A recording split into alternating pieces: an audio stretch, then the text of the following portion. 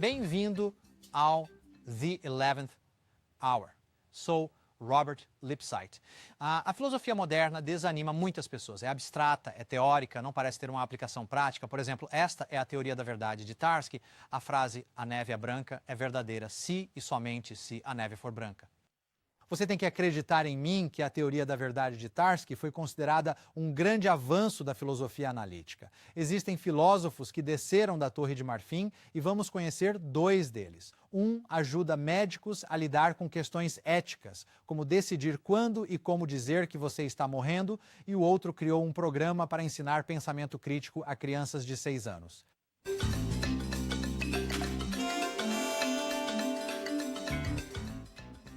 Juntando-se a mim está Matthew Littman. Após 16 anos ensinando filosofia na Universidade de Columbia, ele saiu para fundar o Instituto para o Avanço da Filosofia para Crianças no Montclair State College, em Nova Jersey.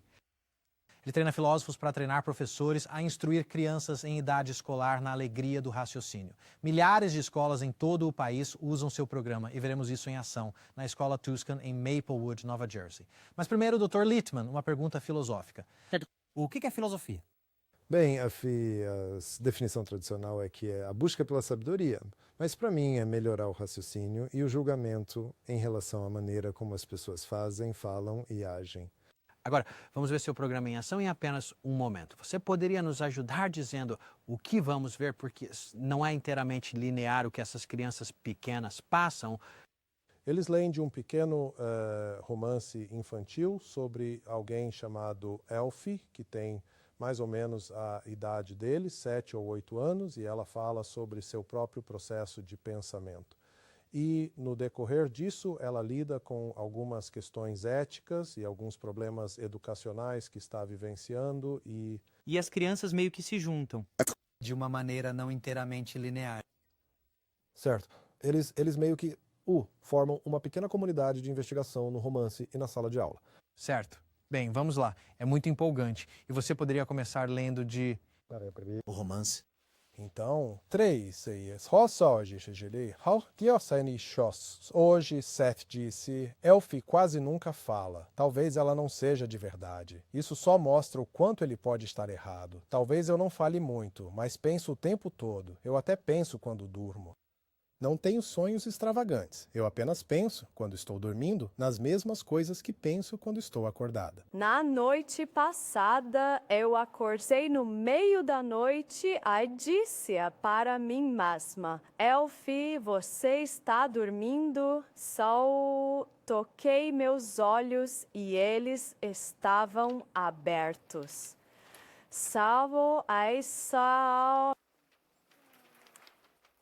Então, eu disse, não, eu não estou dormindo. Mas isso pode estar errado. Talvez uma pessoa possa dormir com os olhos abertos. E então, eu disse a mim mesma, neste momento estou pensando, eu realmente me pergunto. E eu respondi a mim mesma, idiota. Se você pode se perguntar, deve estar pensando. E se você está pensando, então não importa o que Seth diga, você é real. Certo, então o que foi intrigante ou interessante nessa parte, Jaqueline? Se ela não fosse uma pessoa real, como ela pode pensar ou falar? Se ela não fosse uma pessoa real, como poderia pensar ou falar? Como ela poderia sonhar e pensar ao mesmo tempo? Por que ela tocou nos olhos? Por que ela não podia tocar em outra coisa?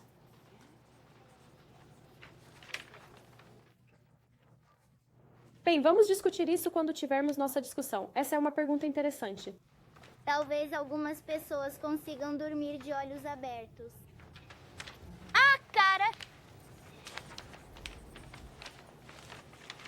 Vamos olhar para a pergunta da Jaqueline, número 1.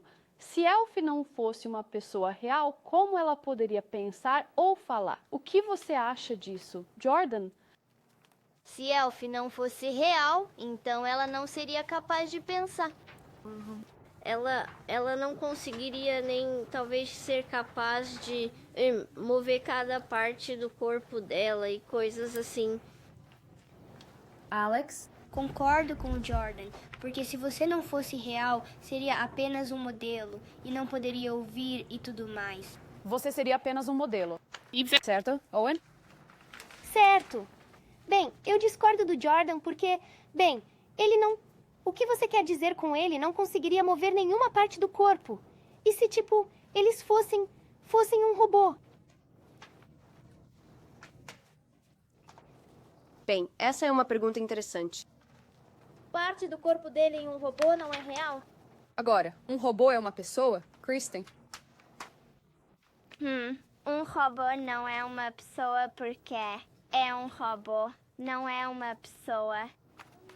Bem, vamos pensar sobre isso por um minuto, supondo que algo entrasse pela porta agora e parecesse exatamente uma pessoa e falasse e se movesse. Como saberíamos se era uma pessoa real ou um robô que parecia uma pessoa? Matthew? Bem, neste filme, essa pessoa, esse pai, fez um robô, mas você sempre pode colocar, tipo, material por cima para parecer pele e fazer parecer uma pessoa real para que pudesse ir à escola e tudo mais. E então, o cérebro do robô poderia aprender tanto que, seria como um robô perfeito. Você consegue pensar em alguma maneira, algum teste que você poderia fazer para descobrir se era um robô ou uma pessoa real? Bem, você poderia, tipo, jogar uma agulha nele. E se ela não, atravessar, então seria um robô. Então isso seria um teste que você poderia usar para diferenciar entre um robô e uma pessoa? Você poderia jogar uma agulha nele? Supondo que fosse uma pessoa. Acho que não é uma boa ideia descobrir como isso funciona, porque se fosse uma pessoa de verdade, doeria muito e a pessoa poderia se machucar. Acho que você poderia, é muito bom, mas não deveria fazer isso. Deveria escolher uma maneira diferente de descobrir. Jordan. Bem, uma maneira de fazer isso é se você o enviasse para um médico e colocasse. E se você colocasse uma agulha, teria que sair sangue. Eu discordo de todos que disseram que poderiam levá-lo ao médico, porque você tem que, tipo, levá-los de carro, certo? E se fosse um robô de verdade, ele poderia escapar com o carro. Então, pode ser difícil fazer este teste? Certo. Vamos olhar para a próxima pergunta aqui.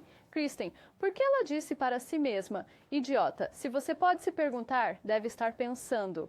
Vamos voltar um pouco. Sobre o que ela estava se perguntando? Alguém se lembra sobre o que ela estava se perguntando? Conte-me sobre isso, Catherine. Diz no livro que se você pode sonhar, se eu posso sonhar, devo estar pensando. Então ela está realmente falando sobre sonhar e pensar. Ela está realmente falando sobre sonhar e pensar? Não, por isso. Ela estava pensando se era real ou não. Estou pensando no que dizer e sou real agora. Se você está pensando, deve ser de verdade.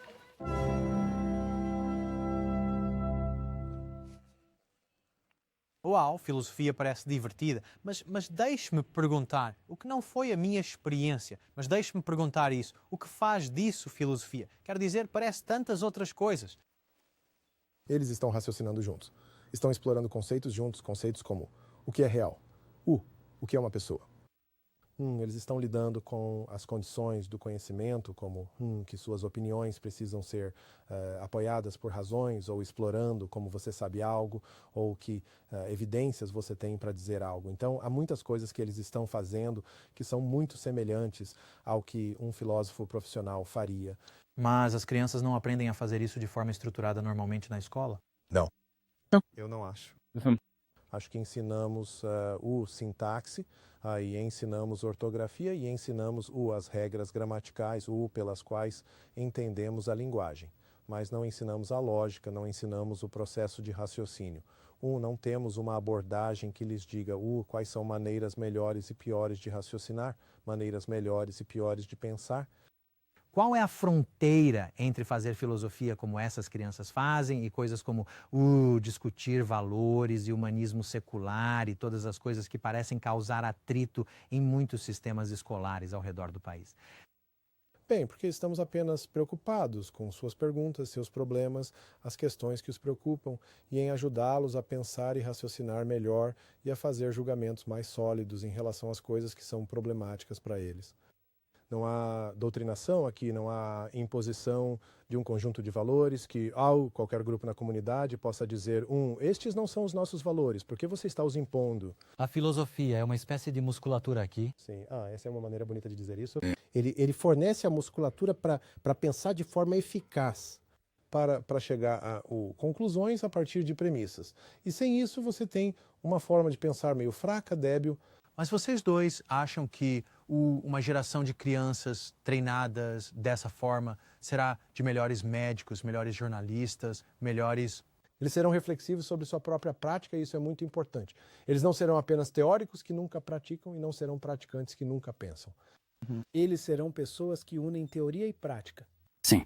Certo? E eu acho que isso é extremamente importante para o que fazemos. Se conseguirmos que as crianças, por exemplo, usem critérios quando fazem julgamentos e sejam capazes de citar esses critérios, então, quando se tornarem professores, médicos, advogados ou qualquer outra coisa, poderão dizer por que tomaram a posição que tomaram e justificá-la. E toda essa ideia de precisar que pessoas venham como os especialistas em ética médica, por exemplo, realmente mostra uma certa falência em profissões inteiras. Em toda a profissão, porque as maneiras como as profissões são ensinadas e as outras disciplinas também são ensinadas, é tudo tijolos e sem argamassa. Não há nada intelectual para manter as partes do sistema juntas para que você pense sobre o relacionamento, as conexões. E um dos focos do nosso programa é pensar sobre relacionamentos. Uma pergunta rápida, do nada. Em termos de religião. Parece que esse tipo de pensamento pode criar um atrito com certos tipos de pensamento religioso tradicional, especialmente com crianças que vêm de lares religiosos. Bem, não aconteceu. Quero dizer, estamos em milhares de escolas e não aconteceu. É verdade que algumas pessoas, ocasionalmente, levantou a questão. É possível que isso aconteça com nossos filhos? E tentamos mostrar a eles como nossa abordagem é respeitosa em relação às posições minoritárias e que, de fato, defendemos as minorias e o direito das pessoas de terem suas próprias crenças. Então, quando eles ouvem isso, recuam. Sim, sei que teremos que ir embora. Eu gostaria de ter feito sua aula quando estava em Colômbia. Muito obrigado. Obrigado. Professor Lippmann, espero que nos vejamos novamente. Voltaremos com um filósofo e um médico e com seus diálogos sobre vida e morte.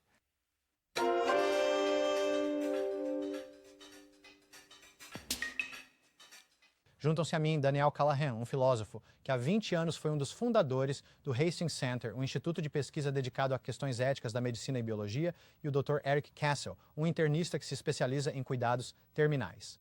Ele também é professor clínico de saúde pública na Faculdade de Medicina da Universidade Cornell. Bem-vindos, senhores. E só para ter uma ideia de como um médico e um filósofo interagem, vamos apresentar um problema hipotético. O médico acabou de receber uma biópsia preliminar que indica que o tumor pode ser maligno. Agora vou sair de cena. É o médico e o médico. Na sala lidando com este problema. Suponho que a primeira pergunta que qualquer pessoa estaria interessada é, você diria a verdade ao paciente? Você sabe, o grande filósofo Immanuel Kant, no século XVIII, achava que você deveria sempre dizer a verdade, independentemente das consequências, independentemente da dor. E estou curioso, você concordaria com isso e começaria com essa atitude em mente? Bem, eu acho que deve-se sempre dizer a verdade. Esse não é o fim da questão, é o começo da questão. E, quando comecei a praticar, que foi há quase 30 anos, nós não dizíamos a verdade e não nos considerávamos mentirosos naquela época. Estávamos indo em direção a algum objetivo, então eu acho que dizer a verdade agora é parte de um objetivo ou uma mudança na relação entre médico e paciente, e acho que tem que ser visto nesses termos. Mas o que você acha que os pacientes esperam de você em geral? Um paciente que sabe que um teste foi feito e o que eles estão procurando, você acha? Mais uma vez, hoje em dia, eles estão procurando a verdade, mas depois tem dúvidas. Quero dizer, quem quer que um médico entre e diga, olá, Charlie, a propósito, você tem câncer? E pronto, é isso? Agora, essa frase tem a verdade nela, mas o que é muito mais importante é a verdade do relacionamento entre nós, um relacionamento verdadeiro em direção a um objetivo que é o bem-estar do Charlie. Agora, esse é um objetivo que você e o paciente definem juntos ou esse é o objetivo? Estou curioso. Bem, você sabe, eu acho que nós temos que chegar a um juntos. Acho que sempre foi um objetivo conjunto, mas em um tempo mais autoritário, eu presumia que sabia o que era melhor para você, mas era o seu melhor de que eu estava falando. Agora, acredito que vemos o paciente e o médico chegando a um entendimento sobre qual é esse objetivo, o que é melhor para o paciente, chegando a isso juntos. É esse um tipo de educação mútua, onde você tenta falar sobre cada um, o que estão fazendo, o que querem, para onde estão indo, é isso? Deveria ser, certamente. Quero dizer, eu sei melhor o que essa doença pode fazer, o que a tecnologia pode fazer, o que a medicina pode fazer. Mas ninguém além do paciente sabe o que o paciente acha que é do seu. Quando recebe algo que é potencialmente muito perturbador para um paciente, e importa quem é o paciente, o que você diz, ou até que ponto você muda o que diz dependendo do paciente, ou a doença conta mais. Acho que importa quem é o paciente, qual é a dose do medicamento, ou como o medicamento é administrado, como a verdade é dita em cada palavra. Acho que sempre importa. Agora você pode dizer, isso é apenas uma evasiva. Agora quero dizer, você quer saber se está dizendo a verdade ou não está dizendo a verdade? Sim. A verdade é o objetivo. Existem ocasionalmente pacientes que realmente dizem que querem ouvir a verdade, mas você tem motivos para pensar que eles não querem ouvir a verdade? Eu estou curioso para saber como você lida com esses casos. Acho que é só que você tenta descobrir se eles querem ou não ouvir a verdade. Acho que uma pessoa tem o direito de ouvir o que quer ouvir. Elas têm o direito de ser informadas da maneira que desejam. Então, é seu trabalho descobrir qual é a maneira que essa pessoa quer ser informada. Mas às vezes você quer dizer coisas que eles podem não querer ouvir, então você tem um problema em suas mãos. Ninguém quer ouvir más notícias e particularmente más notícias que na nossa natureza, você sabe, né, todos nós procuramos desgraça instantaneamente. Ninguém quer ouvir más notícias e eu tenho que contar más notícias às pessoas, mas elas devem ouvir más notícias de uma forma que se encaixe na maneira que querem que seja contada, né? Acho que é o caso. E às vezes você tem que dizer às pessoas coisas que elas não querem ouvir, não importa como disseram antes. Então, você sente que seu trabalho não é apenas proteger o paciente, é de alguma forma trazer o paciente para... Você fala sobre um relacionamento verdadeiro? Eu suponho que a questão é eu suponho que todos nós gostaríamos disso em nossas vidas com qualquer pessoa. Mas o que isso significa na medicina, um relacionamento verdadeiro? Bem, eu acho que a base disso é que temos este objetivo, que é o seu bem-estar, que você deve estar melhor, mesmo que você esteja morrendo, que você deve estar melhor, há uma morte melhor do que uma morte pior. E para seguir nessa direção, acredito que precisamos de você como um participante ativo. Eu preciso ter sua confiança em mim. E como poderia haver confiança, um relacionamento baseado em confiança que não fosse basicamente um relacionamento verdadeiro?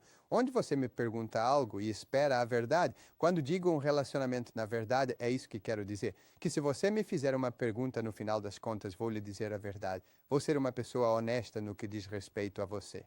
Deixe-me interromper este diálogo filosófico agora mesmo e fazer uma pergunta. Você chama isso de filosofia? Para mim, soa como pensamento humanitário, que o médico não é mais a criatura divina tomando decisões na vida de outras pessoas. Bem, em um sentido, a filosofia está interessada em duas coisas. Certamente está interessada em certas verdades morais. Existe uma verdade sobre falsidade e mentira. Devemos sempre dizer a verdade. Essa é uma questão filosófica de longa data. O outro lado da moeda é como falamos sobre dizer a verdade no contexto de relações humanas reais. Este é o lado aplicado. Qualquer um pode dizer que você deve sempre dizer a verdade ou que às vezes é aceitável mentir, né? A questão é que diferença isso faz dependendo da pessoa com quem você está lidando, né? Uma criança de 5 anos, uma pessoa de 30 anos, uma de 80 anos, uma pessoa saudável, uma pessoa morrendo. Contexto e relacionamento fazem parte do verdadeiro entendimento da natureza filosófica das coisas. Os médicos se sentiram ameaçados quando os filósofos começaram a falar com eles. Bem, os médicos ficam nervosos quando os filósofos aparecem. Nós gostamos de acreditar que somos pragmáticos. Temos essa ciência exata, fazemos o nosso trabalho, então não gostamos que as pessoas nos questionem. Suspeito que, até mesmo os entrevistadores não gostam de muitas perguntas vindo do outro lado. Esse é um ponto muito bom e vamos falar sobre isso por um momento. Quero dizer, você lida com a vida e a morte, mas outras pessoas também. Parece que um filósofo em uma delegacia, um filósofo bem aqui na última hora poderia nos fazer muito bem. Bem, Todos nós precisamos ter alguma forma de ver a vida, precisamos ter alguma forma de lidar com nossos conflitos morais, e eu suponho que o que os filósofos tradicionalmente fizeram é tentar trazer alguma clareza a isso, tentar fazer com que as pessoas, de certa forma, saiam um pouco de si mesmas, olhem para o que estão fazendo e perguntem, é a coisa certa? O que é a coisa certa? E como eu decido qual é a coisa certa? Essas são perguntas difíceis, mas de certa forma, eu suponho, os filósofos acreditaram que você pode fazer progresso com elas ao longo do tempo. Você pode dar sentido e isso foi algo... O que temos falado aqui hoje é ser mais reflexivo, pensar nas coisas, dar um passo atrás, falar sobre nossos atos e suas consequências. O que isso tem a ver com todos aqueles cursos que fui obrigado a memorizar Schopenhauer e Kant e Spinoza e o Platão? Bem, é claro que há uma história nesse campo e no Ocidente remonta a Platão e Aristóteles. E eu suponho que o problema com a forma como o assunto é frequentemente ensinado, é ensinado como mais um corpo de conhecimento que você deve memorizar. E eu tendo a ver a filosofia como algo que realmente tenta nos ajudar a pensar sobre nós mesmos em relação ao mundo. Mas isso significa, não apenas memorizando fatos ou nomes ou argumentos, mas constantemente meio que voltando e dizendo o que eu quero ser, o que eu acho que é certo e errado, que tipo de pessoa devo ser, qual é o sentido da vida? E aí isso é um processo difícil. Acho que todos gostaríamos de evitá-lo simplesmente pensando, bem, vou ler Platão e vou aprender a resposta para isso. Bem, você sabe, tudo o que Platão lhe diz é que é melhor pensar muito mais sobre si mesmo. E ele não te dá uma resposta. E quanto a algumas das coisas difíceis, como retirar tubos de alimentação, quando deixar alguém viver, quando deixar alguém morrer? Bem, acho que há um exemplo perfeito de como a filosofia avançou a medicina. Quero dizer, critérios técnicos comuns não vão te dizer o que fazer nessas circunstâncias. E os médicos têm estado em conflito. É meu trabalho manter as pessoas vivas a todo custo? Era assim que falávamos há 50 anos, 20 anos, 10 anos atrás. E é essa a pessoa que eu quis dizer quando falei a qualquer custo. E ainda assim, se eu não fui treinado e não há ninguém para me ajudar a pensar nisso, geralmente como todo mundo, eu recuo para respostas prontas ou noções preconcebidas. Então, há o exemplo perfeito. Se eu puder dizer a algum médico, agora, eu entendo que você não quer fazer isso, mas você poderia me dizer por que está fazendo o que está fazendo? E os médicos são pessoas inteligentes e bem treinadas. E com um pouco de ajuda, eles começam a gostar disso. No início parece que vai ser mais difícil. E eu acho que o que Dan está tentando destacar é que isso não torna mais difícil, torna mais fácil fazer o seu trabalho. Você é um médico melhor desde que se tornou também um filósofo. Bem, não há dúvida de que sou um médico mais feliz. Você viu aquelas crianças de 6 anos aprendendo filosofia e... O que você achou disso? Bem, foi maravilhoso, quero dizer. Se você tivesse estado naquela aula, quando estava na primeira série, acha que teria precisado do Dr. Callahan? Sim, mas sabe, acho que quando eu estava na primeira série, e talvez você também, o que alguém teria dito é, bem, não temos tempo para isso agora, Eric, estamos aprendendo a ler, então não é tanto que essas crianças têm uma inclinação natural para por quê, se as crianças podem ser transformadas em por quê, muito mais treinado.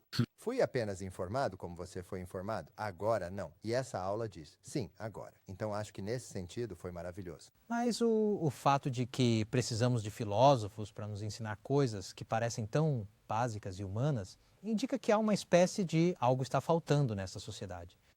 Bem, de certa forma, sim, quer dizer, em um sentido, veja, os seres humanos nunca conseguem resolver as questões mais profundas e difíceis de forma clara. É por isso que a filosofia sempre terá algo a fazer, tem tido algo a fazer por 2.500 anos e sempre terá algo a fazer. Por outro lado, uma sociedade provavelmente está em apuros se tiver que reduzir tudo ao tipo mais profundo de questão filosófica, porque ela já não sabe mais o que é certo e errado. Isso significa que uma sociedade está realmente em apuros. E se você está desesperada demais por filósofos, eu não acho que os filósofos possam ajudar nesse ponto, ironicamente.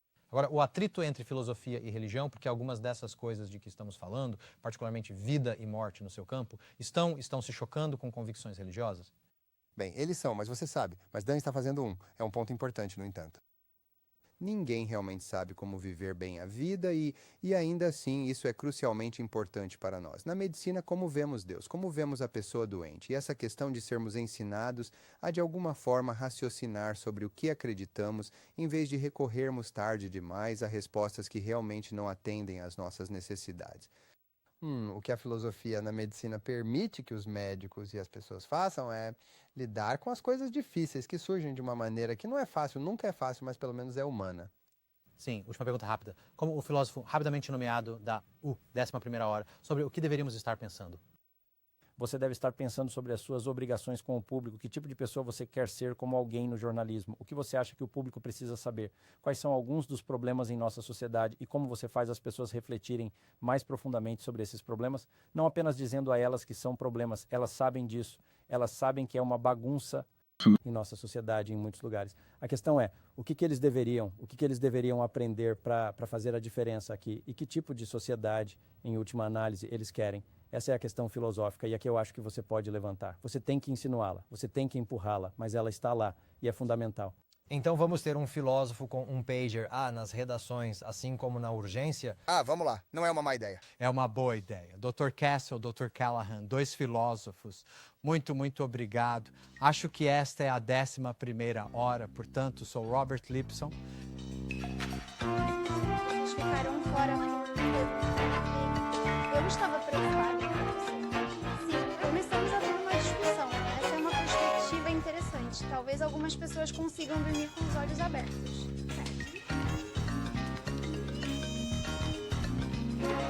Qual é a diferença? A fidelidade é a mesma pessoa. Como você pode dizer algo que é amor?